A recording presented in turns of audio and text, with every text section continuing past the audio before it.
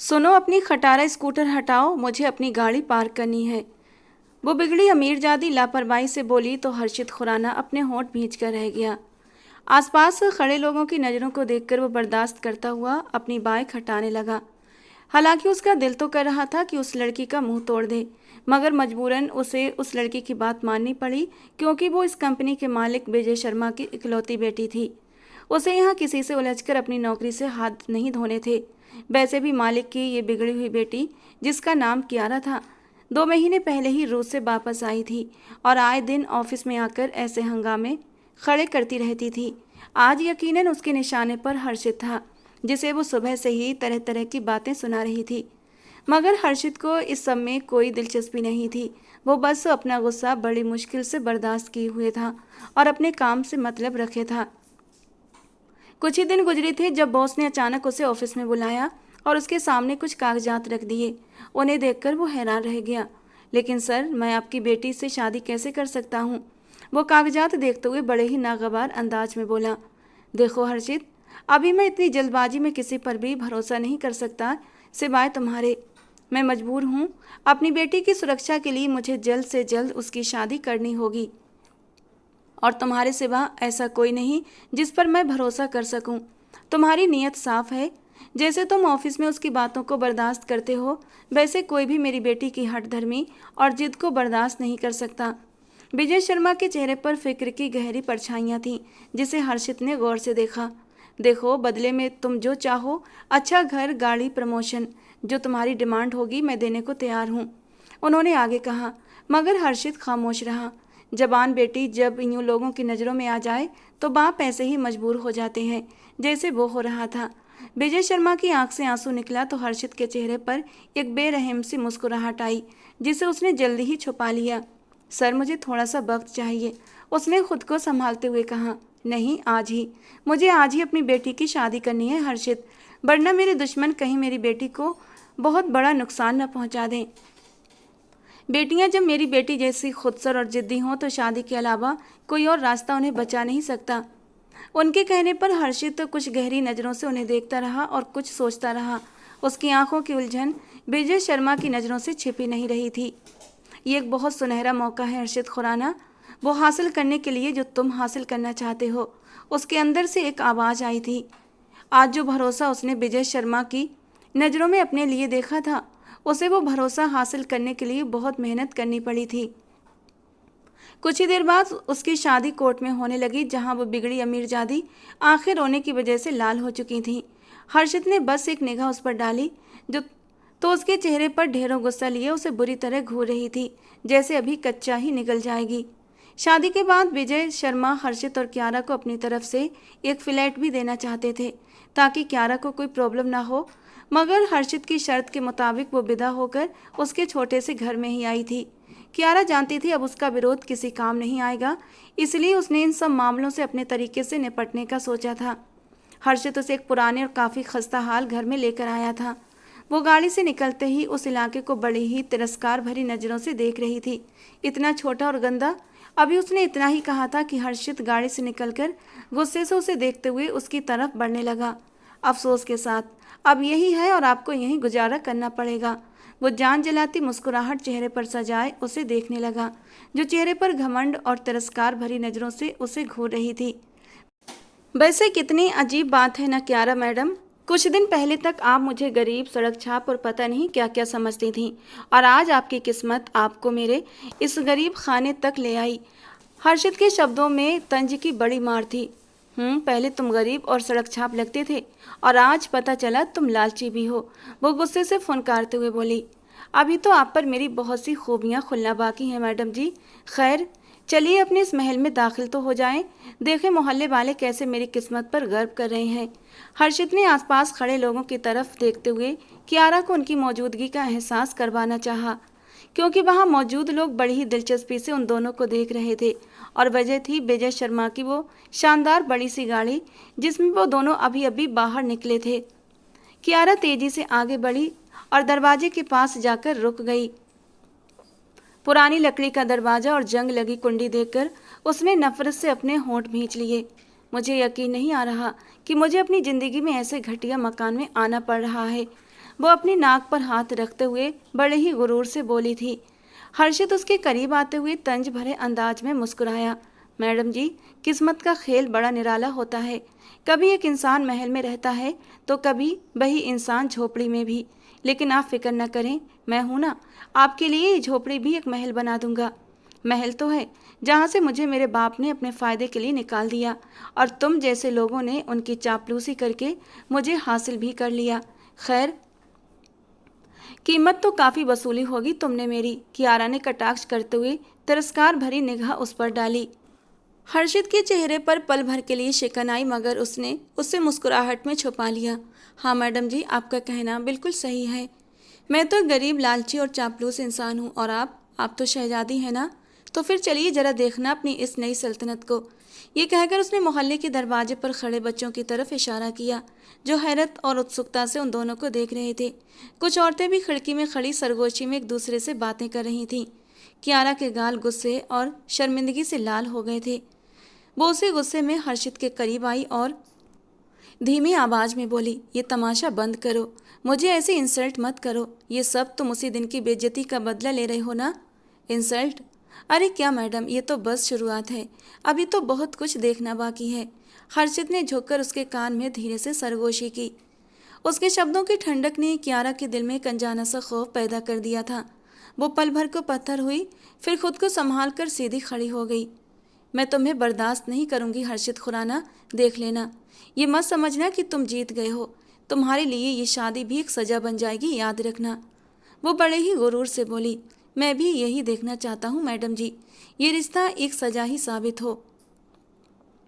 बस फर्क ये होगा, ये सजा आप झेलेंगी, मैं नहीं।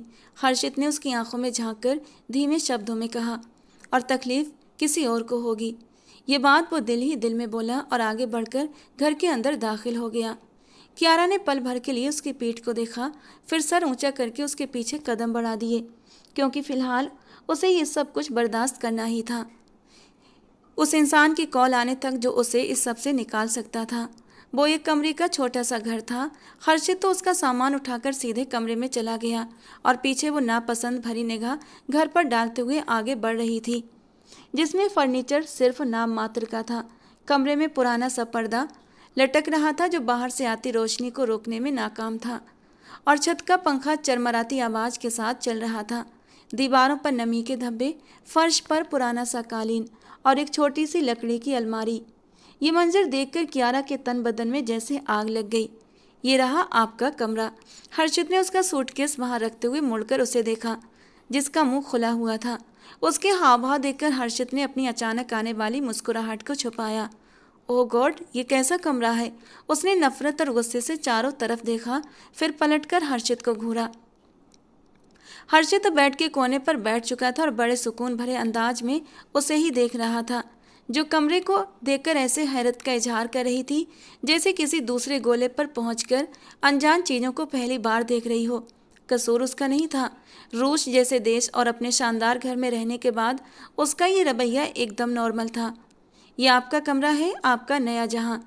वैसे अपने महल से निकलकर आप मेरे गरीब खाने की रानी बनी हैं। कैसा लग रहा है? खैर, चाहें तो अपनी मर्जी के अनुसार इसकी सेटिंग वेटिंग चेंज कर सकती हैं। तनख्वाह मिलेगी तो आपके लिए एक ड्रेसिंग टेबल भी अरेंज करवा दूंगा। वो उसे चिढ़ाते हुए कहने लगा, तो कियारा ने गुस्से से भड़कते हुए उसे कहा, यहाँ ऐसा क्या था जिसे मैं सेट करूँगी? तुम्हारी हिम्मत कैसे हुई मुझे यहाँ इस जगह पर लाने की?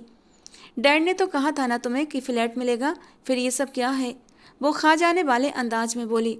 ओ अच्छा, फ्लैट हाँ दिया जा रहा था, लेकिन मैंने इनकार कर दिया। सोचा कि असल हकीकत आपको दिखा दूं, ताकि आपको पता चले कि असल दुनिया कैसी होती है। आपके ऐशो आराम के बगैर भी जिंदगी जी जाती है। हर्षित ने तंज भरी मुस्कुराहट के साथ जवाब दिया। असल दुनिया? ऐसी असल दुनिया तुम्हारे जैसे लोगों की होती है, जो दूसरों की भीख पर जीते हैं। तुम्हें लगता है तुमने मुझसे शादी करके कोई बड़ा मैदान मान लिया है? तुम्हारा जो भी मकसद है उसमें कभी भी कामयाब नहीं हो पाओगे। और फ्लैट लेने से इनकार इसलिए किया ना, ताकि किसी पर तुम्हारा लालच जाहिर ना हो। हर्षित उठा, धीरे धीरे कदम बढ़ाता हुआ उसके करीब आया। उसकी आंखों में अजीब सी ठंडक थी, और कभी जो गलती से भी मुझ पर हक जताने की कोशिश की या कोई खुशफहमी पाली तो कियारा की बात को उसने बीच में ही काट दिया। बिल्कुल सही कहा आपने, आप पर मेरा कोई हक नहीं, लेकिन शादी के रिश्ते का बोझ आपको ढोना पड़ेगा। ये शादी भले आपकी मर्जी से ना हुई हो, लेकिन अब यही सच है कि इस सच के साथ जीना भी है और मरना भी। उसकी बात पर कियारा गुस्से से बल खाकर रह गई। मैं कभी तुम्हें अपना पति स्वीकार नहीं करूंगी, कभी नहीं। मेरे लिए तुम मेरे डैड की सिर्फ एक नौकर हो, एक लालची चापलूस नौकर। कियारा मुंह मोड़कर गुस्से से बोली। हर्षित के होंठों पर एक कड़वी मुस्कान उभर आई। तो फिर यूं ही समझ ले मैडम जी, नौकर से शादी करवाकर आपके प्यारे डैडी ने आपकी किस्मत खराब कर दी है। वो पलट कर कमरे से निकल गया, जबकि कियारा ने आंसू बर्दाश्त करते हुए बेड के किनारे पर टिक गई। उसकी आंखों में नफरत, बेबसी और अपने बाप के खिलाफ गुस्से की आग सुलग रही थी, जिसकी वजह से वो इस झोपड़ी में आ बसी थी। हर्षित, तुम ऐसा कैसे कर सकते हो? हर्षित की जुबान से सारी कहानी सुनकर सोनी एकदम से बेयकीन हुई थी। जो मैं चाहता था, उसका एक सुनहरा मौका मेरे हाथ आया था, तो उस मौके को कैसे जाने देता? हर्षित ने सामने पड़े खाने से इंसाफ करते हुए बड़ी ही लापरवाही से जवाब दिया। ये कौन सा तरीका है अपने मकसद को पूरा करने का? और इस समय उस लड़की की क्या गलती थी? सोनी गुस्से से चिल्लाई। उसकी गलती इतनी है कि वो विजय शर्मा की बेटी है, जिससे मैं बेइंतहा नफरत करता हूँ। वो भी अपने बाप की तरह घमंडी और खुदगर्ज है। खाने से हाथ खींचकर उसने सख्त अंदाज में कहा। उसकी आंखों का सुकून सोनी को हमेशा की तरह खामोश करवा गया। मेरे भाई, मैं समझती हूँ तुम्हारी नफरत, मगर यूं एक लड़की की ज़िंदगी से खेलना कहाँ का इंसाफ है? उसके बाप की वजह से मैंने अपनी माँ को खोया है दीदी। मेरा बाप बिस्तर से लग गया, और जिस बिजनेस और दौलत पर वो विजय शर्मा इतराता है ना, उसमें मेरे बाप का भी उतना ही हिस्सा है जितना उसका। उसके धोखे ने मेरे बाप को तबाह कर दिया। हमारा हंसता बसता घर उजड़ गया। अब वही तबाही, वही धोखा उसे मिलेगा। वो एक बार फिर भड़क गया। कौन कह सकता था ये वही हर्षित खुराना है जो विजय शर्मा के ऑफिस में एक मेहनती और वफादार एम्प्लॉय था। मैंने बहुत मेहनत की है दीदी। विजय शर्मा ने आज जो भरोसा मुझ पर दिखाया है ना, इस भरोसे को हासिल करने के लिए बहुत मेहनत और बहुत बातें बर्दाश्त की हैं। उसे लग रहा होगा कि उसकी बेटी से शादी करके उसके दुश्मनों के जाल से बचाकर मैंने उस पर बहुत बड़ा एहसान कर दिया है, पर वो नहीं जानता अब उसकी बेटी का इस्तेमाल करके मैं उसे कितना मजबूर करने वाला हूँ। वो तो सब ठीक है हर्षित, तुम यहाँ पेट भरकर खाना खा रहे हो और उसके बारे में सोचा वो भूखी होगी। कोई फर्क नहीं पड़ता दीदी, एक दिन भूखी भी रह लेगी तो मर नहीं जाएगी। हर्षित तो अपनी बात कहकर उठकर अंदर चला गया, और पीछे बैठी सोनी अपने भाई के फैसले से नाखुश, न जाने क्या सोचती, बर्तन उठाकर किचन की तरफ चली गई। जबकि हर्षित कियारा को लेकर लापरवाह तो था, लेकिन मन कहीं न कहीं उसी की तरफ अटका हुआ था। दोपहर से शाम और शाम से रात हो गई थी, और कियारा उस छोटे से पुराने घर में अकेली बैठी हुई थी। हर्षित काफ़ी वक्त से वापस नहीं लौटा था। एक पल के लिए उसका दिल चाहा कि वो इस घर से भाग जाए, मगर फिर कुछ सोचती हुई वो वहीं बैठी रही। उसे जिसका इंतजार था, उससे बात किए बगैर वो अपना अगला कदम नहीं उठा सकती थी। रात के 9 बजे भूख के एहसास से उसके पेट में चूहे दौड़ने लगे। वो हर्षित को कोसती हुई घर के अंदर बने छोटे से किचन की तरफ आई, जहाँ खाने के लिए सिवाय चाय के सामान और कुछ बिस्कुट के डिब्बों के अलावा कोई चीज़ नहीं थी। वो तो कॉफ़ी पीने की आदी थी। भूख से बेहाल होकर कमरे में लौट आई और इरादा किया कि फ़ोन पर अपने पसंदीदा रेस्टोरेंट से ऑर्डर कर दे, मगर रेस्टोरेंट वालों ने लोकेशन सुनकर डिलीवरी से इनकार कर दिया था, क्योंकि इलाका रेस्टोरेंट से काफ़ी दूर पड़ता था। पूरे घर में सिर्फ नाम मात्र का फर्नीचर पड़ा हुआ था। दोबारा से हर्षित को कोसती वो किचन में आई, मजबूरन अपने लिए चाय बनाने लगी। उसे ये काम करने की आदत नहीं थी। चाय का पानी चढ़ाकर उसे काफ़ी मेहनत करने के बाद एक कप मिला था, जो अच्छी हालत में था। उसे हैरत हुई, इस घर में अब तक उसे एक ही नई चीज़ मिली थी, और वो थे किचन में पड़े बर्तन। चाय बनाकर कप में डाल रही थी कि तभी खौलती हुई चाय छलककर उसके हाथ को जला गई। औज चिल्लाकर पीछे हुई और चाय का पतीला उसके हाथ से छूटकर नीचे गिर गया। हर्षित घर में दाखिल हुआ तो अचानक से चिल्लाने की आवाज़ और किचन से गिरते पतीले की आवाज़ सुनकर वो तेजी से अंदर की तरफ दौड़ा था, जहाँ वो खड़ी अपना हाथ पकड़े सिसक रही थी। क्या हुआ? वो तेजी से उसकी तरफ आया, जो शिद्दत से रो रही थी। दायां हाथ जलने की वजह से लाल हो चुका था। जब करना नहीं आता तो क्या ज़रूरत थी, वो गुस्से से बोला, और उसका हाथ पकड़कर उसे सिंक के पास ले आया। ठंडा पानी हाथ पर डालने से कुछ देर के लिए उसकी जलन में कमी आई, तो उसने अपना हाथ हर्षित के हाथ से खींच लिया। मेरे बाप के नौकर नहीं बैठे थे यहाँ पर, वो रोते हुए शब्दों में बोली। तो हर्षित ने एक निगाह मोड़कर फर्श पर गिरी चाय और नीचे पड़े बर्तनों को देखा तो उसको शर्मिंदगी ने घेर लिया। सामने खड़ी उस नाजुक सी लड़की को देखा जिसकी आंखें रोने की वजह से लाल हो रही थीं। आंसू गालों पर बहकर अपने निशान छोड़ चुके थे। रोते रोते नाक भी लाल हो चुकी थी। अनजाने ही हर्षित का दिल पसीज गया। उसके इनकार के बावजूद वो उसे लिए कमरे में गया और खुद किचन में वापस आकर बाहर से लाया खाना बर्तनों में निकाल कर उसके सामने रख दिया। जब उसने बड़ी ही तीखी निगाह से उसे देखा तो हर्षित ठंडी आवाज़ में बोला, खाना खाओ। मेरा हाथ जल रहा है, मुझे दवा चाहिए जिससे मुझे इस जलन में कुछ सुकून मिले, उसने भर्राए हुए शब्दों में कहा। तो हर्षित कुछ देर सोचने वाले अंदाज में आसपास देखता रहा। इस घर में तो ऐसा कोई सामान नहीं था। आप खाना खाइए, मैं दवा लेकर आता हूँ। वो नजरें चुराता हुआ बाहर चला गया। कुछ देर बाद करीबी स्टोर से दवा लेकर अंदर आया तो वह अभी तक हाथ पकड़े बैठी थी और कभी कभी उस पर फूंक मार रही थी, साथ ही साथ रो जा रही थी। खाना सामने जैसा का तैसा पड़ा था। खाना क्यों नहीं खाया? हर्षित ने कुछ फासले पर बैठते हुए सवाल किया तो उसने खा जाने वाली निगाह उस पर डालकर उसके हाथ से क्रीम छीनकर अपने हाथ पर लगाने लगी। हालांकि हर्षित को अंदाजा हो गया था कि हाथ के जलन के कारण उसने खाना नहीं खाया था। वो खामोशी से उसे देखता रहा। नरम मुलायम सफ़ेद मक्खन जैसी त्वचा जलकर कुछ ही देर में लाल हो गई थी और कहीं कहीं छोटे छोटे बबल भी उठाए थे। एक बार के लिए हर्षित को फिर से गहरी शर्मिंदगी का एहसास हुआ। क्रीम लगाने के कुछ ही देर बाद उसकी जलन में अच्छा खासा आराम मिला था। ठीक हो अब? वो बार बार उसके लिए फिक्रमंद हो रहा था। यह शायद सोनी की बातों का असर था जो लगातार उसे उसके रवैये पर कोस रही थी। उसके बार बार पूछने पर भी कियारा ने कोई जवाब न दिया। कुछ देर वहां बैठने के बाद हर्षित कमरे से निकल गया तो कियारा ने भी तकलीफ कम होने पर कुछ निवाले गले से नीचे उतारे। ये सारी सूरत हाल ने उसे बुरी तरह परेशान कर दिया था, वरना वो इतनी कमज़ोर लड़की तो हरगिज नहीं थी। वो रात भर आंसू बहाती रही। देखो हर्षित, जो करना है करो, मगर ऐसे उसे अकेले घर में रखकर तुम्हारे लिए मुश्किलें बढ़ जाएंगी। तुम्हारा सारा ध्यान उसमें अटका रहेगा। कल रात थोड़ी देर को अकेला छोड़ा था और वो अपना हाथ जला बैठी।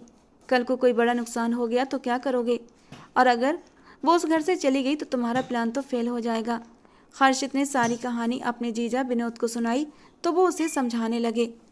हर्षित के दिमाग में सुबह सुबह कियारा की बातें गूंजने लगीं जो वो किसी से फ़ोन पर बातें कर रही थी। ये सब तो हो गया, मुझे बताओ अब इस सिचुएशन से बाहर कैसे निकलूं? वो फ़ोन पर ये बात किसी से कह रही थी और हर्षित के आते ही उसने फ़ोन काट दिया था। विनोद के पुकारने पर हर्षित एकदम से चौंक उठा।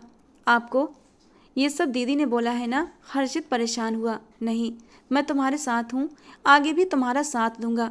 तुम्हारा जीजा होने से पहले मैं तुम्हारा अच्छा दोस्त भी हूँ, इसीलिए कह रहा हूँ अपने प्लान को आगे बढ़ाने के लिए तुम्हें पहले ये तसल्ली करनी होगी कि इस लड़की के जरिए कोई ऐसा नुकसान न हो जाए जिससे तुम्हारी मुश्किलें और बढ़ जाएं। उसका बाप विजय शर्मा अच्छा खासा बड़ा पहुँच वाला आदमी है, विनोद ने उसे समझाया। कुछ देर उसके साथ बातें डिस्कस करने के बाद वो अंदर चला गया। ये कैसा घर है, यहाँ ज़रूरत की कोई चीज़ क्यों नहीं? वो गुस्से से बोलते कमरे से बाहर निकली। क्या चाहिए? हर्षित ने संजीदा अंदाज में पूछा।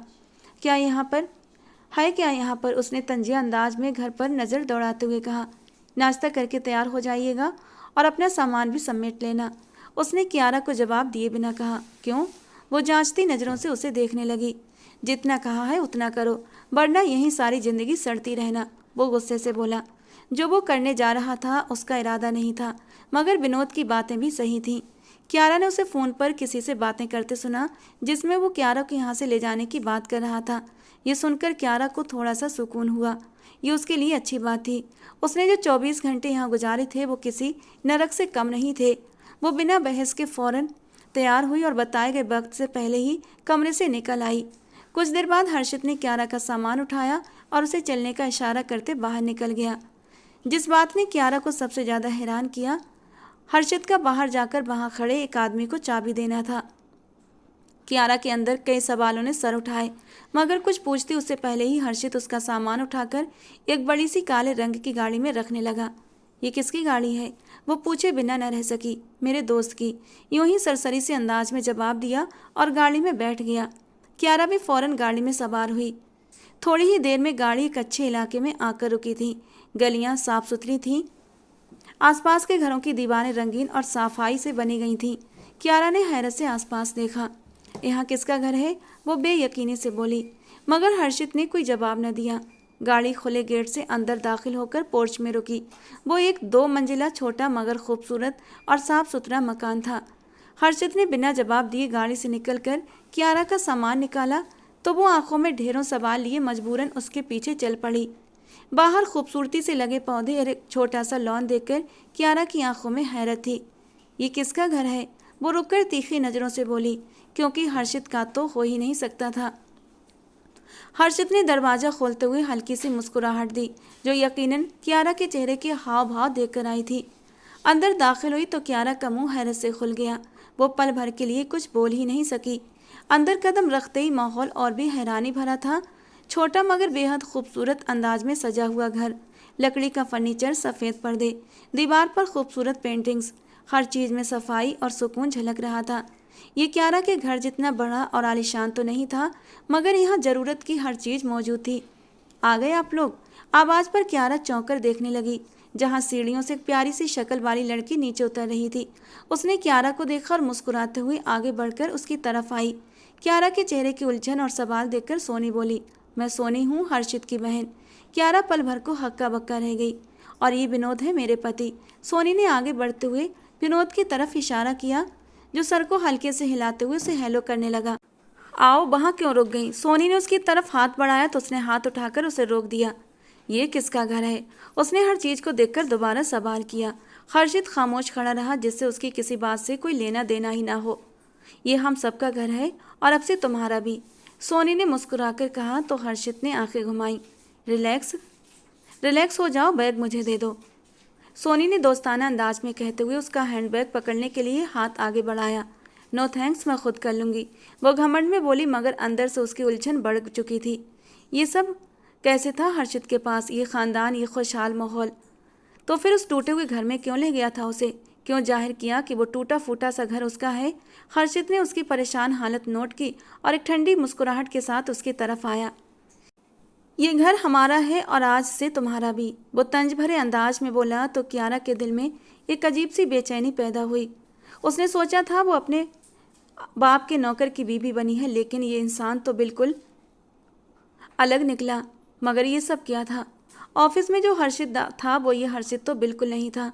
सोनी उसे कमरे में छोड़कर आई, मगर यहाँ भी कियारा को सुकून नहीं मिला, क्योंकि उसका दिमाग बुरी तरह उलझा हुआ था। उसने फ़ोन निकालकर फिर से उसी नंबर पर कॉल लगाया, मगर जवाब नहीं आया।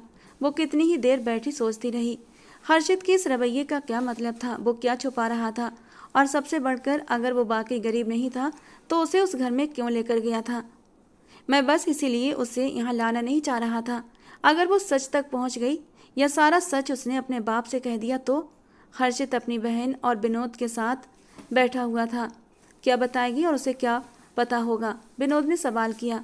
मेरा सच खुल जाएगा यार, विजय शर्मा की बर्बादी से पहले मैं सच्चाई का खुलासा नहीं कर सकता, वो सख्त अंदाज में बोला। हर्षित, प्लीज़ छोड़ो ये चीज़ें, ये गुस्सा। देखो कितनी प्यारी बीवी मिली है, उसके साथ आराम से अपनी ज़िंदगी गुजारो। ये जिद छोड़ दो मेरे दोस्त, वो आदमी बहुत पहुंच वाला है। अगर उसे तुम्हारे इरादे पता चल गए तो क्या होगा? पापा की तरह मैं भी। हर्षित, सोनी ने चिल्लाकर उसे कुछ भी कहने से रोक दिया। देखो दीदी, मैं आपकी हर बात मानता हूँ, ले आया हूँ उसे यहाँ पर, मगर इससे ज़्यादा आप मुझसे कोई भी उम्मीद मत रखना, वो सख्त अंदाज में बोला। और जो आपको वो अच्छी लग रही है उसकी असलियत से आप परिचित नहीं हैं। वो एक घमंडी, जिद्दी और सरफरी लड़की है। अभी एक रात उस घर में गुजार कर उसे हमारा घर किसी स्वर्ग से कम नहीं लग रहा। कल सुबह उसकी फरमाइशों की लिस्ट आपके हाथ में आ जाएगी, वो चिढ़कर कहता कमरे से निकल गया। शुक्र है विनोद, तुम न समझाते तो वो कभी भी न समझता। उसके जाते ही सोनी ने पति से शुक्रिया कहते हुए उसके कंधे पर सर रख दिया। कियारा जब से इस घर में आई थी वो कमरे में बंद बैठी थी, न किसी से बात कर रही थी, न कुछ खाया पिया था, और न ही किसी ने उसे डिस्टर्ब करना सही समझा था। रात डिनर के वक्त सोनी के कहने पर हर्षित उसके कमरे में आया तो वो गहरी नींद में डूबी हुई थी। उसे बुलाए बिना वो वापस गया, किचन से खाना लाकर कमरे में रखा ताकि जब वो जागे तो भूख लगने पर खुद ही खा ले। खुद वो घर से चला गया और रात को घर वापस नहीं लौटा। सुबह उसकी आँख खुली तो रात का खाना देखकर वो हैरान हुई। अभी उठ भी नहीं पाई थी कि तभी दरवाजे पर दस्तक हुई और तभी सोनी इजाज़त मांगती हुई अंदर आई। तुमने रात खाना नहीं खाया? सोनी ने ट्रे को देखते हुए कहा तो क्यारा ने कोई जवाब न दिया। वो धीरे से उसकी तरफ चली आई। क्यारा देखो, मैं नहीं जानती तुम क्या सोचती हो। मैं बस इतना कहूँगी कि ये घर जितना हम सबका है उतना ही तुम्हारा भी, इसलिए यहाँ बिना किसी टेंशन, बिना किसी हिचकिचाहट के रहो। सोनी के अंदाज पर वो कड़वाहट से मुस्कुरा दी। अगर ये घर मेरा है तो वो घर किसका था जहाँ हर्षित मुझे लेकर गया था? उसने माथे पर बल डाले जवाब दिया। इस बात का जवाब तो तुम्हें हर्षित से ही मिलेगा, सोनी ने नरमी से कहा। हर्षित ने आपके कहने पर मुझे यहाँ लाया है ना? उसे अंदाज़ा तो तभी हो गया था जब वो फ़ोन पर किसी से बात कर रहा था। मुझे अच्छे से समझ आ गई थी कि वो घर हर्षित का नहीं था, क्योंकि उस घर में ज़रूरत का कोई भी सामान नहीं था। किचन में जो थोड़ा सा सामान था वो भी मेरे वहाँ होने की वजह से, और एकदम से नया। एक रात की सुकून भरी नींद के बाद जैसे क्यारा का दिमाग काम करने लगा था। मगर वो ये सब क्यों कर रहा है? यकीनन अपने साथ किए गए सलूक का बदला ले रहा है। दिमाग ने बहुत सोच समझकर ये बात कही थी, मगर ये शादी उसका दिमाग के बाद एक उलझन में फंस गया था। हर्षित तुम्हारी हर उलझन सुलझा देगा क्यारा। थोड़ा सा अकड़ू है, गुस्सैल है, मगर जल्दी ही सब कुछ ठीक हो जाएगा। तुम बस अपने और हर्षित के बीच सब कुछ ठीक करने की कोशिश करो। सोनी को उसने बड़ी सख्ती से टोक दिया। मेरे और हर्षित के बीच कुछ भी ठीक नहीं हो सकता। मैं नहीं जानती उसने किस लालच में मुझसे शादी की है। यकीनन मेरे बाप ने उसे बंगला, गाड़ी या बैंक बैलेंस का वादा दे रखा होगा। उसके बात पर सोनी होंठ भींच कर रह गई। वो हर्षित की सफाई में कुछ न कह सकी, इसलिए खामोश रही। मैं रानी से कहकर तुम्हारे कमरे में नाश्ता भेज रही हूँ, फ्रेश होकर नाश्ता कर लेना, कहकर वो कमरे से बाहर चली गई और क्यारा हाथों में चेहरा छुपाए कुछ सोचती रही। और तभी फ़ोन निकाल कर एक बार फिर कोई मैसेज भेजने लगी। हर्षित घर नहीं था, इसीलिए तुमसे मिलने चली आई, वरना उसकी मौजूदगी में मुश्किल हो जाता। वो दोनों एक रेस्टोरेंट में आमने सामने बैठे थे। हर्षित की गैर मौजूदगी का फ़ायदा उठाकर वो सोनी को बिना बताए ही निकल आई थी, वरना उसके बाप के अनुसार उसका अकेले घर से बाहर निकलना खतरे से खाली नहीं था। जो कुछ तुमने हर्षित के बारे में बताया वो मुझे अजीब लगा। सामने वाला भी बराबर हैरत से बोला था। मुझे भी उसकी ये साइड अजीब लगी, मतलब जैसा वो खुद को ऑफिस में दिखाता है उससे बिल्कुल अलग है, क्यारा ने सोचते हुए कहा। और इसमें क्या अलग है वो तुम्हें ढूंढना है, और हम क्या कर रहे हैं इसकी उसे भनक भी नहीं लगनी चाहिए। सामने वाले का अंदाज वार्निंग देने वाला था। बिल्कुल, मैं हर्षित या डैड को इसकी खबर तक नहीं होने दूंगी। ये रहे कागजात, आगे का काम तुम्हें मालूम है। क्यारा ने बैग से कुछ कागजात निकालकर उसकी तरफ बढ़ा दिए। अब मैं चलती हूँ। कुछ देर बाद उसने आंखों पर चश्मे लगाए और अपना बैग संभालती रेस्टोरेंट से निकल आई। वो रात को फ्रेश होकर ढीला ढाला सा ड्रेस पहनकर कमरे में आई। तभी उसी वक्त हर्षित कमरे का दरवाजा खोलकर अंदर आया और क्यारा की लापरवाह सी हालत को देखकर ठिठक कर रुक गया। नज़र अनायास ही उसके वजूद पर फिसल गई। ऐसे क्या देख रहे हो? By the way, so typical. Kiara उसकी मदहोश नज़रों पर तंज कसते हुए सर झटक कर बोली और आईने के सामने आकर अपने बाल ब्रश करने लगी, जबकि हर्षित शर्मिंदा होता नजर आया था और उस पर से अपनी नज़रें हटा गया, मगर दिल को जैसे कोई फ़र्क नहीं पड़ा। क्यों आए हो यहाँ? उसे खामोश देखकर क्यारा ने तड़प कर सवाल किया।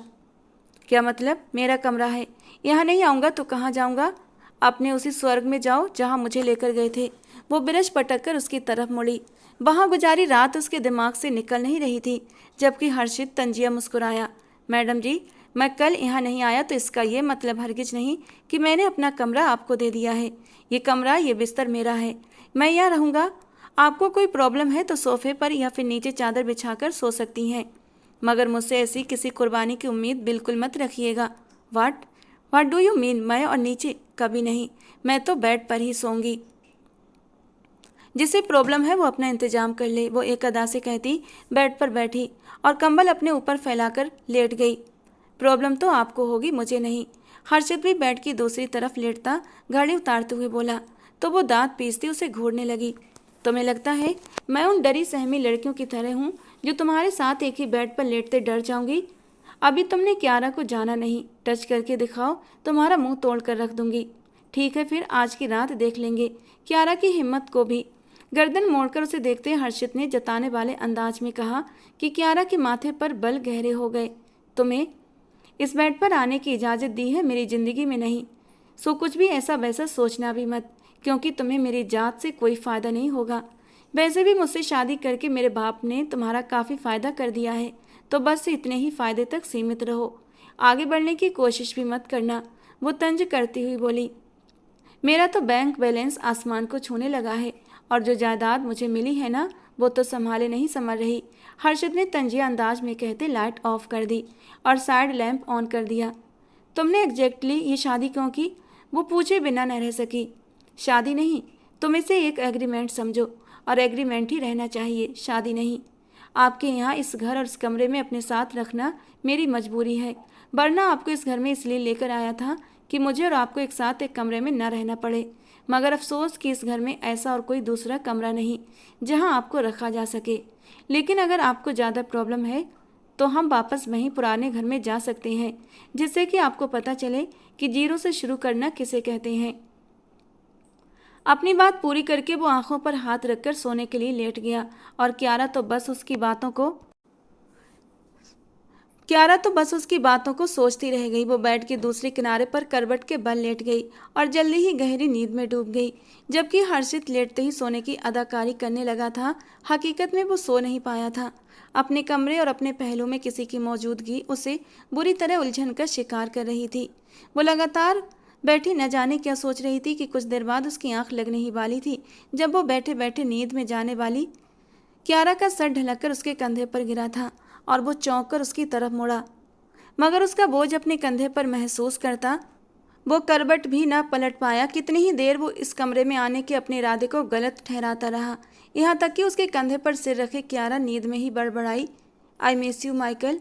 क्यारा के मुंह से निकलने वाले शब्दों ने हर्षित का खून खौला कर रख दिया। उसके मुंह से किसी मर्द का नाम सुनना उससे बिल्कुल भी काबिल कबूल नहीं था। उनका रिश्ता जैसा भी था, लेकिन वो उसकी पत्नी थी, और पहली ही रात से वो उसके साथ था, तो उसकी रही सही रात भी अब बर्बाद होने वाली थी। हर्षित उसे खा जाने वाली नज़रों से देखता कमरे से निकल गया।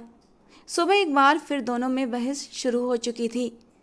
कियारा ने बिना बात के ही झगड़ा शुरू कर दिया था, जबकि हर्षित, जो पहले ही उस पर काफ़ी गुस्से में था, तंज से निशाने साध रहा था और उसे और भी गुस्सा दिला रहा था। एक बात सुनो मेरी मिस्टर हर्षित खुराना, शादी करके लाए हो ना, तो मेरी बेसिक ज़रूरतें पूरी करना तुम्हारा फ़र्ज बनता है। मुझे एक एक चीज़ के लिए हाथ फैलाना हरगिज़ पसंद नहीं। मेरे बाप ने जो कीमत तुम्हें दी है वो इसीलिए दी थी कि तुम मुझसे शादी करके मेरी जिम्मेदारी उठाओ, ये नहीं कि पैसे लेकर हड़प करके बैठ जाओ और बाकी रकम मिलने के इंतज़ार में रहो।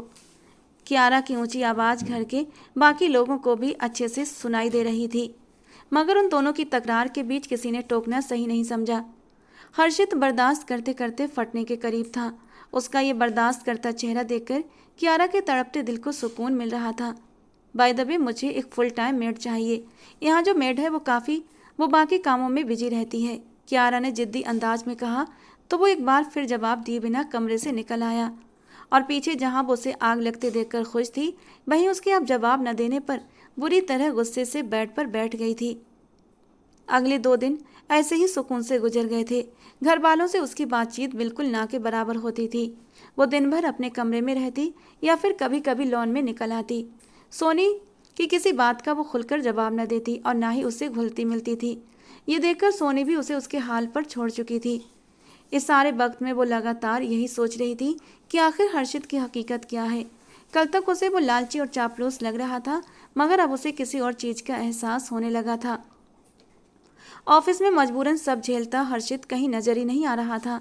ये जो हर्षित था, ये अपने अंदर बहुत से राज छुपाए हुए था, मगर उन राजों तक पहुंचना उसके लिए मुमकिन नहीं हो रहा था। किसी ख्याल में डूबी वो वापस कमरे में आई और उसने हर्षित की अलमारी की तलाशी लेने का सोचा।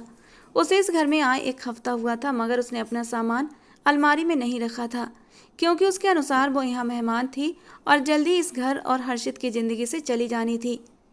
अलमारी खोलकर उसने को तलाश करना शुरू किया तो उसकी निगाह दराज में रखी एक चाबी पर पड़ी। यकीनन ये इस अलमारी में लगी तिजोरी की चाबी थी। क्यारा ने गहरी सांस लेकर वो तिजोरी खोली तो उसमें रखा कैश देखकर वो हैरत में पड़ गई। एक मामूली नौकर के पास इतना कैश नहीं हो सकता था। ये यकीनन उसकी शादी की कीमत थी, यानी क्यारा की कीमत, जो उसके बाप ने जान छुड़ाने के लिए उसे दी होगी। वो कड़वाहट से सर झटक गई। फिर उसकी निगाह तिजोरी में रखी एक फाइल पर पड़ी तो वो चौंक उठी। फाइल निकालकर देखने लगी तो उसके सामने बहुत से खुलासे हुए थे।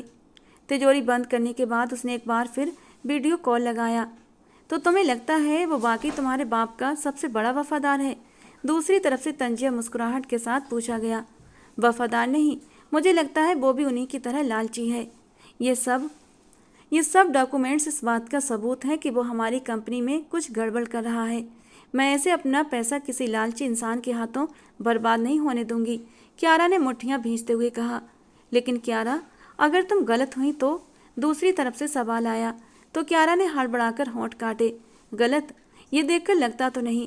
खैर, अब मैं भी देखती हूँ कि आखिर क्या खेल खेल रहा है ये, क्यारा ने होंठ कुतरते हुए कहा। तभी कमरे का दरवाजा अनलॉक हुआ तो क्यारा ने चौंक कर देखा और उसका खून सूख गया। उसने झट से कॉल काटी। दरवाजा खोलते हुए हर्षित अंदर आया। सफ़ेद शर्ट की आस्तीनें कोहनियों तक मुड़ी हुई थी। आंखों में बही खामोशी और चेहरे पर सुकून था। वो सीधा उसी की तरफ बढ़ रहा था। सामने वो कागजात फैलाए बैठी थी। उसके तो वहमो गुमान में भी नहीं था कि हर्षित यूं अचानक दरवाज़ा खोलकर आ जाएगा। क्यारा ने बौखलाकर फौरन सारे कागजात समेटने की कोशिश की, लेकिन तब तक देर हो चुकी थी। कुछ देर खामोशी से उसे देखने के बाद हर्षित ने आगे बढ़कर उसके हाथ से फाइल खींच ली। अगली बार मेरी पर्सनल चीज़ों में घुसने की कोशिश मत करना क्यारा मैडम। उसकी आवाज़ सुकून से भरी थी, मगर शब्दों में ऐसी आँच थी कि क्यारा एक पल को खामोश हो गई, मगर कुछ ही देर में खुद को संभाल चुकी थी। ये मेरा हक है कि मैं जानूं मेरा पति आखिर क्या है, और तुम्हारे कागजात से घबराना मुझ पर कुछ कुछ जाहिर कर रहा है, वो चैलेंजिंग अंदाज में बोली। हर्षित की मुस्कुराहट पल भर को और गहरी हुई। बहुत हिम्मत है आप में क्यारा मैडम। खैर बताइए, क्या साफ हुआ आप पर?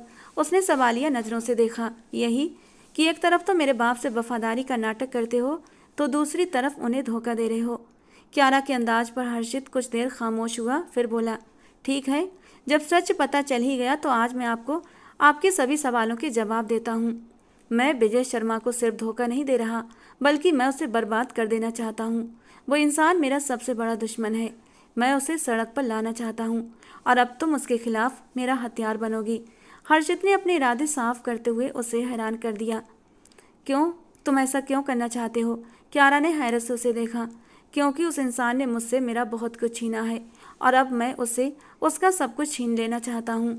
आंखों में नफरत लिए वो क्यारा की तरफ आया। उसकी बेटी का इस्तेमाल करके मैं उसे इतना मजबूर करूँगा। मैं कोई खिलौना नहीं हूँ जिसे तुम इस्तेमाल कर सको। क्यारा को अपने बारे में ऐसी बात पसंद नहीं आई थी। खिलौना नहीं हो, मगर विजय शर्मा की कमजोरी हो तुम। हर्षित की बात पर उसने मजाक उड़ाते हुए कहा, मुझे इतना तो अंदाजा था तुम मतलबी इंसान हो, मगर मैं इस नफरत की वजह जानना चाहती हूँ। बड़े ही आराम से पूछे सवाल ने हर्षित को हैरान कर दिया कि ये लड़की इतना बड़ा सच जानकर भी इतनी सहज कैसे है। आओ दिखाता हूँ सच, कहकर वो क्यारा को थामे कमरे से बाहर निकला और सीढ़ियाँ उतरता उस नीचे बने कमरे में लाया जहाँ से वो अक्सर सोनी को निकलते हुए देखती थी, मगर उसे कोई दिलचस्पी नहीं थी।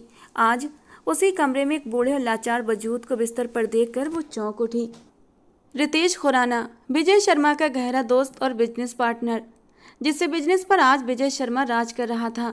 उसके 50% शेयर्स मेरे पापा के थे, मगर उस इंसान ने मेरे पापा की कोशिशों को अपने नाम करके सारी कामयाबियों का क्रेडिट खुद ले लिया और धोखे से मेरे पापा से साइन करवाकर उनका हिस्सा अपने नाम करवा लिया। तुम मुझे लालची कहती हो? उस लालची इंसान के सामने तो मैं कुछ भी नहीं। वो लालची इंसान जो तुम्हारा बाप है। हर्षित के मुंह से ये सारी बातें सुनकर और सामने सोए हुए इंसान को देखकर क्यारा के माथे पर बल पड़े, लेकिन वो खामोश रही। वो कमरे से निकल आया जहां अब सोनी और विनोद भी खड़े थे। तुम्हारे डैड के धोखे ने हमारे पापा से सब कुछ छीन लिया था। अपना सारा पैसा जिस बिजनेस पर लगाया पापा ने, उसे विजय शर्मा ने धोखे से अपने नाम करवा लिया। अपना सब कुछ लुटाकर पापा ने हमें उसी घर में रखा जहां तुम 24 घंटे भी बर्दाश्त न कर सकी। हर्षित ने सख्त अंदाज में कहते हुए क्यारा को बेजुबान कर दिया था। वो सच जिसकी तलाश थी, तुम्हें वो मिल गया है। सोनी ने धीरे से कहते हुए भाई की तरफ जाकर उसके कंधे पर तसल्ली से हाथ रखा। पूरा सच बताओ ना दीदी, इसके बाप के धोखे की वजह से पापा हमारी माँ का इलाज भी नहीं करवा पाए थे। इसके बाप के धोखे की वजह से हमने अपनी माँ को खो दिया। हर्षित कड़वाहट से बोला। उसकी आंखों में नमी चमकने लगी थी। I am sorry for everything, Kiara कहकर खामोशी से वहाँ से चली गई तो हर्षित कुछ देर वहीं खड़ा खुद को संभालता रहा। फिर कमरे में आया तो वो खामोशी से सोफे पर बैठी फर्श को घूर रही थी। हर्षित आया तब उसकी तरफ देखने लगी। मुझे घर जाना है। कियारा की बात पर हर्षित ने माथे पर बल डाले कहा, क्यों? अपने प्यारे डैड को सारी सच्चाई बताना चाहती हो? एक बात हमेशा याद रखना, तुम अब इस घर से नहीं जा सकती। आराम से कह रहा हूँ, नहीं मानोगी तो सख्ती करूँगा। वैसे मुझे कोई ख़ास फर्क नहीं पड़ेगा अगर मेरा सच जान भी गए तुम्हारे बाप तो, हर्षित ने तने हुए हाव भाव के साथ कहा। मुझे डैड पर कुछ भी साबित नहीं करना। वो इंसान यही डिजर्व करता है कि कोई उसे धोखा दे। कियारा ने अजीब से अंदाज में कहा तो हर्षित को हैरानी हुई, मगर वो उसकी बात पर यकीन नहीं कर पा रहा था। वो जानता था वो अपने बाप से नाराज है कि तभी फ़ोन की बजती घंटी पर हर्षित का ध्यान टूटा तो वो फ़ोन ओके करता कमरे से निकल गया। मगर उसके दिमाग में यही चलता रहा कि कियारा अपने बाप को सच बता देगी। इसलिए घर से जाते हुए उसने सबसे कह दिया कि कियारा को कोई घर से बाहर न निकलने दे। तुमने गलत किया हर्षित, वो लड़की अब सारा सच अपने बाप से कह देगी, विनोद ने फिक्रमंदी से कहा। वो दोनों कैफ़े में बैठे थे। कहने दें, वैसे भी अब जल्दी ही अपना आखिरी पत्ता भी फेंकने वाला हूँ, और अगर विजय शर्मा सच जान भी गया तो क्या बिगाड़ लेगा? उसकी प्यारी बेटी अब मेरे कब्जे में है, और अगर मेरे और मेरे घर में है तो विजय शर्मा मेरा कुछ भी बिगाड़ नहीं सकता, हर्षित ने बेफिक्री से कहा। उसी वक्त उसके फ़ोन पर विजय शर्मा की कॉल आने लगी। दोनों ने एक दूसरे को देखा। मतलब कियारा ने सच अपने बाप से कह दिया था। एक गहरी सांस लेकर हर्षित ने कॉल रिसीव की। हेलो हर्षित, कहाँ हो यार? विजय शर्मा बड़े दोस्ताना अंदाज में बोले।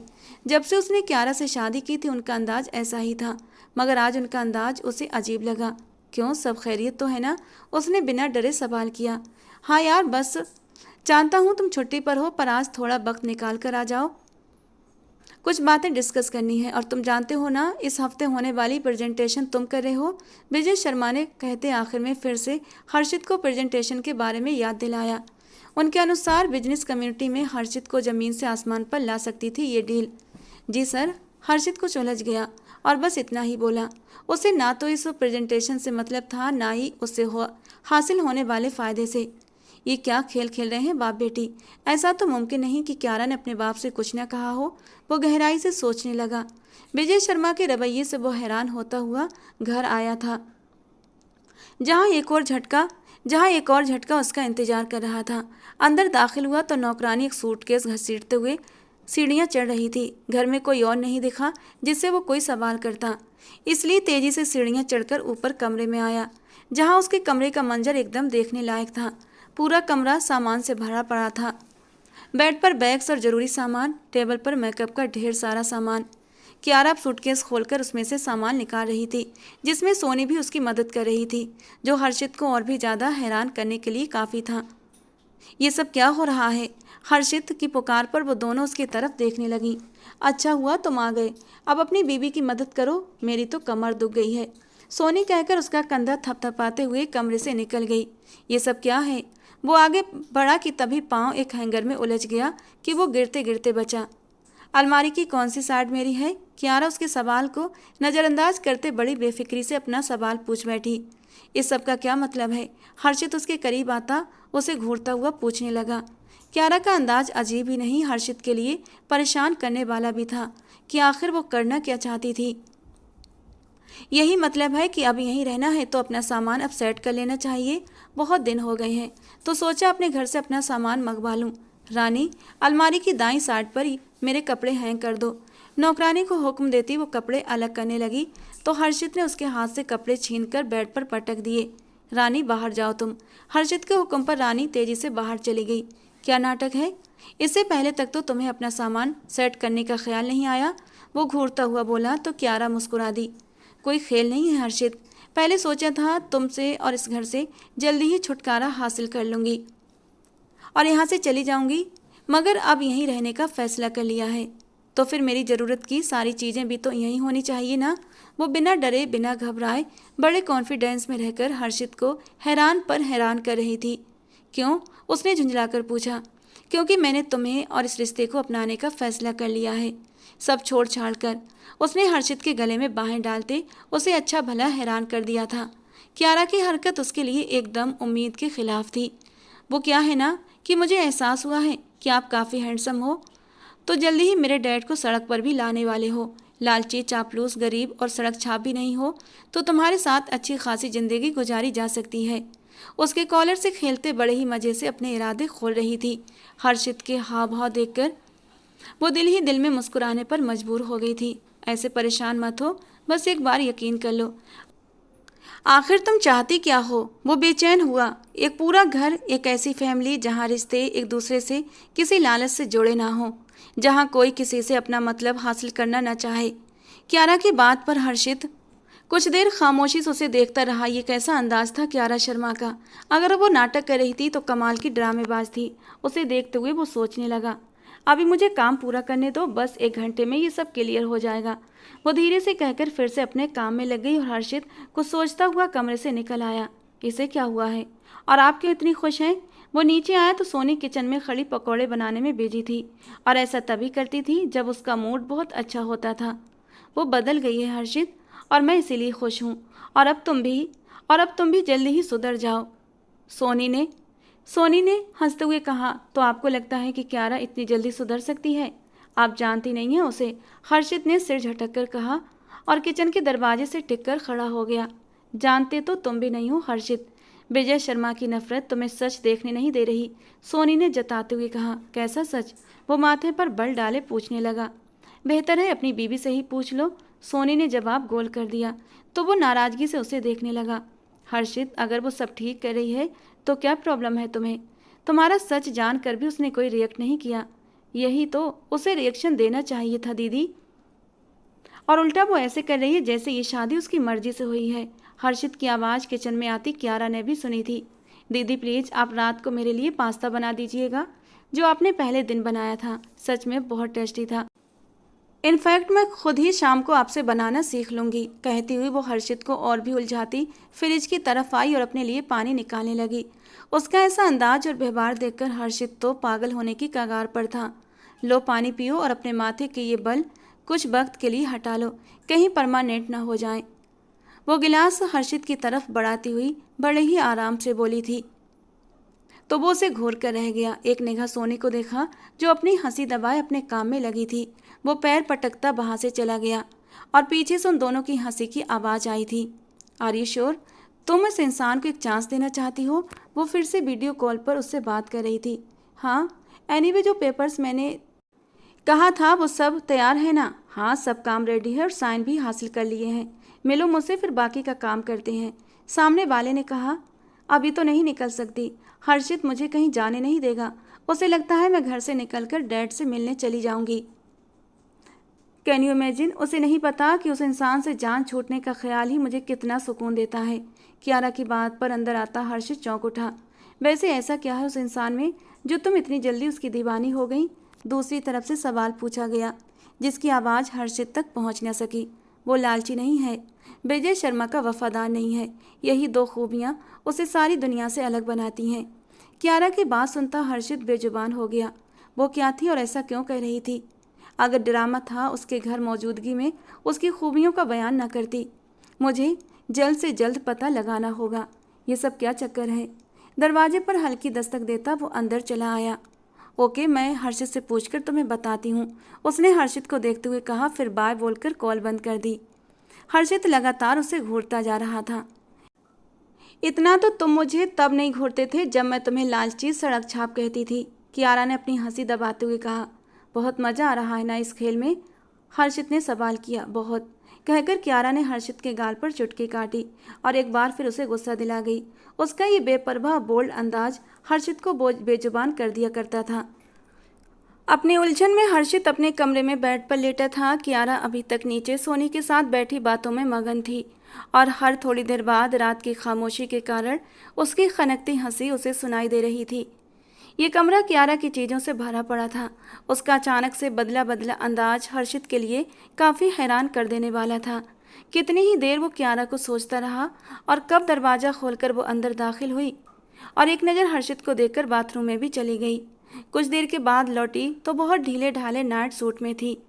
शादी के बाद ये पहली बार था कि वो ऐसे कपड़ों में उसके सामने आ रही थी। उसकी खूबसूरती देखकर हर्षित उससे नजरें नहीं हटा पाया। एक पल के लिए उसका दिल बुरी तरह से धड़क उठा था। गले में गिल्टी से उभर कर गायब हुई थी। होंठ का कोना कचोड़ते हुए वो अपने जज्बात रोकने की कोशिश कर रहा था। जबकि कियारा ने उसके हाव भाव महसूस करते हुए बुरा सा मुंह बनाया था। ऐसे घूर घूर कर मत देखो, शादी से पहले भी मैं ऐसे ही नाइट सूट पहना करती थी। ये सुनकर हर्षित ने जल्दी से उसके ऊपर से नजरें हटा लीं। अब इसे अपना घर समझा है तो वैसे ही रहूंगी ना जैसे अपने घर में रहती थी, कियारा नाइट क्रीम लगाती हुई बोली। देखो कियारा, मुझे तुम्हारे नाटक से कोई लेना देना नहीं। जब तक ये सब करना है करो, जब जी भर जाए तो सब समेट कर चली जाना, हर्षित ने कड़वाहट से कहा। तो वो कुछ देर खामोशी से उसे देखने लगी। जब वो आंखें बंद करके लेट गया कि तभी कुछ देर बाद हर्षित ने उसको अपने पहलू में आते महसूस किया, तो वो एकदम चौंक कर उसकी तरफ देखने लगा। दूर होकर लेटो, मेरे करीब क्यों आ रही हो? हर्षित बुरी तरह से बिदक कर पीछे सरका था, जबकि उसकी इस हरकत पर कियारा के होठों से हंसी फूट पड़ी। तुम तो ऐसे डर रहे हो जैसे मुझसे तुम्हारी इज्जत को कोई खतरा हो। चिंता मत करो, तुम्हारी इज्जत पर हाथ नहीं डालूंगी, वो उसके थोड़ा सा और करीब होते हुए बोली। उसकी मदहोश कर देने वाली खुशबुओं में हर्षित का मन डोलने लगा था, लेकिन वो खुद को कंट्रोल करता हुआ थोड़ा सा और पीछे हट गया, यहाँ तक कि बेड के किनारे पर आ गया था। अगर और 1 इंच पीछे हटे तो नीचे गिर जाओगे, वो अपनी हंसी दबाते हुए धीरे से उसके कान में सरगोशी कर गई, जबकि हर्षित ने उसकी बात पर उसे घूर कर देखा था। एक बात कान खोलकर सुन लो, मैं कहीं नहीं जाऊंगी मिस्टर हर्षित, यहीं रहूंगी तो अच्छा होगा, आदत डाल लो मेरी। ये कहकर उसने बड़ी ही हिम्मत से हर्षित के कंधे पर अपना सर रख दिया था। हर्षित जो बेड से उठकर जाने की सोच रहा था, उसकी इस हरकत पर एकदम पत्थर सा बन गया। दिल ऐसा था जैसे अभी पसलियां तोड़कर बाहर आ जाएगा, जबकि कियारा की अगली हरकत ने तो हर्षित के रहे सहे होश भी छीन लिए थे। शादी करके लाए हो ना, तो ठीक है, तलाक देकर निकाल देना, वरना तो नहीं जाने वाली। कियारा ने हंसते हुए उसके सीने पर धीरे से हाथ रखा और फिर धीरे धीरे अपनी नरम उंगलियों से उसके सीने पर शरारत करने लगी, जबकि हर्षित ने बेयकीनी से उसकी इस हरकत को देखा था। माँ कहती थी, औरत अपने पति से 2 ही सूरतों में अलग होती है, या तो तलाक या फिर मरने के बाद। इसके अलावा कभी ऐसी सूरत हाल नहीं होनी चाहिए कि दोनों के बीच के फासले बढ़ते रहें। पत्नी को पति की हमेशा ऐसे ही पास रहना चाहिए कि उनके बीच कोई शक, कोई सवाल, कोई नाराजगी ना रहे। वो धीरे से बोली तो हर्षित को समझ नहीं आया कि वो क्या कहे इस लड़की को। वो लड़की उसे बेजुबान कर चुकी थी। उसका ये रूप हर्षित जैसे कठोर इंसान को भी नरम कर रहा था। अब ये मत सोचना कि मैं तुम्हें रिझाने की कोशिश कर रही हूँ। काफ़ी देर तक हर्षित की तरफ से कोई जवाब ना आया तो वो बोली। उसकी बात पर हर्षित ने गर्दन घुमाकर अपने कंधे पर रखे उसके चेहरे को देखा था, जो नाइट बल्ब की रोशनी में भी दमक रहा था। वो तो तुम कर रही हो और काफ़ी हद तक कामयाब भी हो गई हो। दिल की धड़कन महसूस करो, कितनी ज़ोरों से धड़क रही है, उसने थोड़ा नाराज़गी से कहते हुए कियारा का हाथ अपने दिल वाली जगह पर रखते बोझिल शब्दों में कहा। तो वो सर उठाकर उसे देखने लगी। उसकी आंखों में नाचते जज्बात देखकर वो थोड़ा सा घबराई थी। गुड नाइट जल्दी से कहकर वो पीछे सरकती हुई रुख मोड़कर कंबल में घुस गई, जबकि हर्षित उसके कुछ देर पहले की गई हरकतों और बातों के बारे में सोचता रहा। इस लड़की ने तो गिरगिट से भी ज़्यादा रंग बदले और उसे उलझाया भी। उसी शिद्दत से उसके जज्बातों में आग लगाकर वो अब आराम से सो रही थी, जबकि वो अपने माथे पर आया पसीना साफ करते हुए गहरी सांस लेता हुआ खुद को कंट्रोल कर रहा था। उसका जी चाह रहा था अभी इसी वक्त इस लड़की को अच्छा सबक सिखाए, जज्बातों में आग लगाकर चैन से सोने की ऐसी सजा दे कि वो पूरी रात उसकी शिद्दतों से सिसकती रहे। लेकिन जल्दी ही वो खुद को कंट्रोल कर गया था। आज हर्षित को विजय शर्मा के साथ कुछ लोगों से मिलना था। वो तैयार होता नाश्ते के लिए आया तो कियारा को सोने के साथ किचन में काम करता देख सर झटकता टेबल पर विनोद के साथ जाकर बैठ गया। यार, लोगों को बदलते देखा है, लेकिन तेरी इंस्टेंट बीवी इतनी जल्दी बदली कि यकीन करना मुश्किल है, विनोद ने धीरे से कहा। यकीन तो मुझे भी नहीं आ रहा, कियारा को आता देखकर वो धीरे से बड़बड़ाया। बस वो सब लोग नाश्ता कर चुके थे। सोनी और कियारा लगातार बातों में बिजी थीं, जबकि विनोद और हर्षित एक दूसरे को नज़रों ही नज़रों में इशारेबाजी कर रहे थे। आज एक दोस्त ने घर आना है, आई होप तुम्हें कोई प्रॉब्लम नहीं होगी कियारा। कियारा के सवाल पर हर्षित ने कंधे उचकाते हुए कहा, मुझे क्या प्रॉब्लम है? उसका जवाब सुनकर कियारा का चेहरा खिल उठा। नाश्ते के बाद वो ऑफिस के लिए निकल गया और विजय शर्मा के साथ मीटिंग के दौरान लगातार कियारा और उसके दोस्त के बारे में सोचता रहा। फ्री होकर जिस वक्त वो घर के लिए रवाना हुआ, उसी वक्त एक गाड़ी उसके पोर्च में आकर रुकी थी। सवालिया नज़रों से उस गाड़ी को देखता वो सीधा उस नए मॉडल की गाड़ी को देखता रहा, जिसमें से एक लड़की बाहर निकली। अपने हुलिये से वो वकील होने का पता दे रही थी। वो अब क्यारा के साथ अंदर चली गई और हर्षित बस उसके आने की वजह सोचता रहा। शायद क्यारा का इस घर में एडजस्ट होने का भूत उतर चुका था। तुम आ गए, मुझे तुम्हारा ही इंतजार था। कुछ देर बाद हर्षित अंदर दाखिल हुआ तो क्यारा ने खुश अंदाज में कहा, ये हर्षित है माय हस्बैंड, और हर्षित ये मेरी फ्रेंड है अर्पिता खन्ना। इंट्रोडक्शन करवाने पर हर्षित चौंक उठा। इस नाम को तो वो जानता था। अर्पिता खन्ना इस शहर की एक जानी मानी वकील थी। और हर्षित, हाय हर्षित, आपका नाम बहुत सुना था, आज मिलकर खुशी हुई, अर्पिता ने प्रोफेशनल अंदाज में कहा तो हर्षित मुस्कुरा दिया। एक्चुअली तुम्हारे लिए कुछ है, क्यारा ने कहा तो अर्पिता ने एक फाइल हर्षित की तरफ बढ़ा दी। क्या वो तलाक लेने वाली थी या फिर उसके खिलाफ किसी और तरह की कानूनी कार्रवाई? क्यारा मुस्कुरा रही थी जबकि हर्षित सवालिया नज़रों से उसे देख रहा था। जब उसका इशारा करने पर उसने वो फाइल खोली और उसके बाद उस पर हैरत के कई हमले हुए। विजय शर्मा की 50% प्रॉपर्टी का हिस्सा उसके नाम ट्रांसफ़र हो चुका था, मगर कैसे? हर्षित हैरत से क्यारा को देखने लगा तो क्यारा ने अर्पिता की तरफ इशारा कर दिया। मतलब ये सब उसका कमाल था। हर्षित अच्छे से जानता था कि अर्पिता और विजय शर्मा की दुश्मनी काफ़ी मशहूर थी। ये सब मेरी समझ में नहीं आ रहा, हर्षित ने क्यारा को देखते हुए सवाल किया। वो जो क्यारा को हैरान करने का इरादा रखता था, इस वक्त क्यारा ने उसे हैरान कर दिया था। विजय शर्मा के बिजनेस का वो हिसाब किताब जो तुम्हारे पापा का था वो तुम्हें वापस मिल चुका है। अर्पिता के जवाब पर वो और भी हैरान हुआ। मगर कैसे? विजय शर्मा तो ऐसा करने से रहे, तो फिर कैसे हुआ ये सब? मुझे तुम पर यकीन नहीं। तुम अपने बाप को धोखा कैसे दे सकती हो?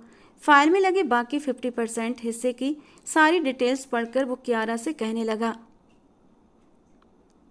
क्योंकि वो मेरा सौतेला बाप है जो मुझसे नफरत करता है, इसीलिए मैंने कहा था वो इंसान यही डिजर्व करता है। उसने न सिर्फ तुम्हारे पापा को धोखा दिया बल्कि मेरी माँ को भी मोहब्बत के नाम पर बेवकूफ़ बनाया। वैसा ही धोखा दिया। मेरे नाना और मेरी मॉम का सारा बिजनेस अपने नाम करवाकर उन्होंने तुम्हारे पापा के साथ न जाने कितने लोगों को धोखा दिया है, और अब उनकी यही सज़ा है कि उनसे ये सब छीन लिया जाए जो अभी ये सारा काम हो भी चुका है। क्यारा के खुलासे पर वहाँ मौजूद सभी लोग चौंक उठे थे सिवाय सोनी के। मगर ये कैसे हो सकता है? वो ऐसा खुद कैसे कर सकते हैं? विजय शर्मा के साइन देखकर वो पूछने लगा। जैसे उन्होंने मुझे धोखा देकर साइन करवाए थे वैसे ही मैंने भी करवा लिए, क्यारा ने एक अदा से कहा। मेरी मॉम के बिल के मुताबिक मेरे 20 साल का होने तक की ये सारी प्रॉपर्टी मेरे डैड के अंडर रहेगी, और मेरे 20 का होने पर प्रॉपर्टी का 70% मेरे नाम ट्रांसफ़र हो जाएगा, और अगर मैं 20 से पहले शादी करती हूँ तो मेरा हिस्सा डैड के नाम ट्रांसफ़र हो जाएगा, क्योंकि कम उम्र में यकीनन मुझसे शादी करने वाला मेरी दौलत के पीछे ही आएगा। विजय शर्मा ने बहुत कोशिश की कि 20 साल से पहले मेरी शादी करवा दें, मगर मैंने ये होने नहीं दिया। मैं जान गई थी कि विजय शर्मा एक लालची इंसान है। मेरे देश वापस आने पर उन्होंने बहुत चालाकी से मुझसे साइन करवाकर मेरा हिस्सा अपने नाम ट्रांसफ़र करवा लिया, और फिर मुझे जल्द से जल्द किसी ऐसे इंसान के साथ ब्याहने की कोशिश करने लगे जिससे उन्हें कोई ख़तरा ना हो। उन्होंने बहुत से लोगों से बात की मगर सभी की आंखों में लालच दिखाई दिया। फिर उन्हें तुम्हारा ख्याल आया जो ऑफिस में एक वफादार और बेहद अच्छा इंसान था। बस उन्होंने झूठी सच्ची कहानी सुनाकर मेरी तुमसे शादी करवा दी, और जो कहानी उन्होंने तुम्हें सुनाई है ना, वो बिल्कुल झूठी थी। उसके खुलासे पर हर्षित कितनी ही देर खामोश खड़ा उस लड़की को देखता रहा, वो जो उसकी इतने सालों की मेहनत को कुछ ही दिनों में पूरा कर गई थी। उसने हर्षित के दिल पर बड़े गहरे अंदाज में असर किया था, मगर वो भी अभी तक समझ नहीं पाया था इस डिवाइस में मिस्टर शर्मा का हर सच है। कैसे उन्होंने क्यारा को मजबूर किया, कैसे उसे तुमसे शादी न करने की सूरत में एक बूढ़े बिजनेसमैन के साथ शादी की धमकी दी थी, और कैसे उसे ब्लैकमेल और मजबूर करते रहे थे। अपना सब कुछ खोकर विजय शर्मा खूब झटपटाया था। हर्षित का सच और क्यारा का अपनी माँ का बिजनेस वापस ले लेना जैसे विजय शर्मा को हिला गया था। उनके घर आकर उसने उन्हें खूब डराया धमकाया भी था, लेकिन अर्पिता खन्ना को देखकर वो ठंडा पड़ गया था, क्योंकि अर्पिता खन्ना का बाप भी उससे धोखा खा चुका था। दूसरी तरफ हर्षित को विजय शर्मा की बर्बादी देखकर सुकून मिला था। अपनी खुशी का इजहार वो अपने बाप से भी करना चाहता था, लेकिन वो सुन पाते तो मैं ये सारा बिजनेस तुम्हारे नाम करना चाहता हूँ। मुझे कभी इसकी ज़रूरत या लालच नहीं था। मैं बस अपने बाप के मुजरिम को सज़ा देना चाहता था, इसलिए ये सब किया। तुम बिजनेस मेरे नाम करना चाहते हो और मैं अपना आप तुम्हारे नाम। उसके एक और बेबाक अंदाज पर हर्षित कुछ देर खामोशी से उसे देखता चला गया। जानती हूँ मेरा ये अंदाज अजीब है, मगर यही सच है। जिस कियारा से तुम पहले मिले थे वो कियारा बस तुम्हारी और विजय शर्मा की जिद थी। ये असली कियारा है जो एक ऐसा ही घर और फैमिली चाहती थी। यहाँ आकर सोनी दीदी की जो मोहब्बत मिली वो मैं कभी भूल नहीं सकती। और मुझे, हर्षित ने गहरी नज़र से उसे देखकर पूछा, तो मैं भूलना भी नहीं चाहती हूँ और न तो मैं खुद को भूलने दूंगी। पर सवाल ये है मिस्टर हर्षित कि आपने अभी तक ऐसा कुछ किया ही नहीं जिसमें मैं आपको कभी भुला न सकूं। वो एक बार फिर हर्षित के करीब होती उसके गले में बाहें डाल गई। उसकी गर्म सांसें हर्षित अपनी गर्दन पर पड़ते महसूस करके बुरी तरह बेचैन हुआ था। हमारी शादी का पहला दिन कैसे भूल गई, हर्षित ने खुद को संभालते हुए शरारत से कहा। तो कियारा के चेहरे पर नाराजगी उतर आई। वो सच में मुश्किल था। कियारा के कहने पर हर्षित ने जोरदार कहकहा लगाया, और अगर मैं तरस खाकर तुम्हें वहाँ से यहाँ न लाता तो मैं भाग जाती। वो सफाई से बोली, मैंने तुम जैसी लड़की आज तक नहीं देखी। हर्षित ने दिल से माना। शुरुआत है इश्क की मिस्टर, अभी तो देखना बहुत कुछ बाकी है। कियारा से शादी की है तो ये सब तो झेलना पड़ेगा। वो मुस्कुराकर कहती उसे बड़ी ही अपनी सी लगी। वो गहरी नज़रों से देखता उसका चेहरा अपनी तरफ मोड़ गया। एक बात बताओ, ये माइकल कौन है? उसके पूछने पर कियारा बुरी तरह चौंकी। तुम क्यों पूछ रहे हो? क्योंकि मुझे जलन हो रही थी जब उस रात तुम उस आदमी का नाम ले रही थी। जबकि कियारा जोर से हंस पड़ी। वो कोई इंसान नहीं, वो तो मेरा डॉगी था जो बीमारी के चलते मर गया था, जिसे मैं बहुत मिस करती हूँ। कहते हुए वो उदास हुई थी, जबकि हर्षित के अंदर तक एक बहुत गहरा सुकून उतर गया था। अगले ही पल उसके माथे पर उसने अपने होंठ रख दिए और उसे हैरान कर गया। यह हर्षित की तरफ से पहला स्पर्श था। मैं और भी तुम्हें जानने के लिए बेचैन हूँ। देखते हैं तुम किस रंग में मुझ पर खुलती हो। हर्षित की बात पर वो मुस्कुरा दी। चलो फिर आज की रात कुछ ऐसा करते हैं कि तुम मुझे कभी भुला न सको। वो नरमी से उसके नरम होठों को छूते हुए बोला था, जबकि उसकी बात का मतलब समझकर कियारा शर्म से लाल पड़ गई। उसका ये शर्म से लाल चेहरा देखकर हर्षित हंस पड़ा। मुझे उम्मीद नहीं थी कि तुम्हें शर्म भी आती है, क्योंकि उस रात तुमने मेरे पसीने छुड़ा दिए थे और आज तुम मेरे पसीने छुड़ा रहे हो। वो एकदम घबराकर उससे दूर हटने लगी कि हर्षित ने उसे खींचकर अपने सीने से लगा लिया। अगले ही पल वो उसके नरम होठों पर झुक चुका था। कुछ देर बाद पीछे हुआ तो कियारा का चेहरा लाल था, सांसें तेज और दिल की तेज धड़कनें हर्षित महसूस कर सकता था। उसे बेड पर धकेलते हुए वो अपनी शर्ट भी उतारकर दूर उछाल चुका था। उसकी आंखों में जज्बातों का एक तूफान था और उसकी मचलती धड़कनें देखकर कियारा पल भर के लिए घबराई थी। लेकिन उसने जिस कदर प्यार से कियारा को समेटा था, वो खुद ब खुद उसकी बाहों में पिघलती चली गई। एक दूसरे को मुस्कुराती नजरों से देखते हुए वो बिना इजहार किए ही पूरी जिंदगी साथ निभाने का इरादा कर चुके थे। नफरत से शुरू हुई उनकी ये दास्तान बहुत कम समय में मोहब्बत की दास्तान बन गई थी। दोस्तों, आज का हमारा ये नॉवल पसंद आया हो तो प्लीज़ लाइक करना, एक प्यारा सा कमेंट करना। रोज़ ऐसे ही रोमांटिक नॉवेल्स के लिए हमारे चैनल के साथ जुड़े रहें। मिलते हैं दोस्तों अगले किसी नए रोमांटिक नॉवल के साथ।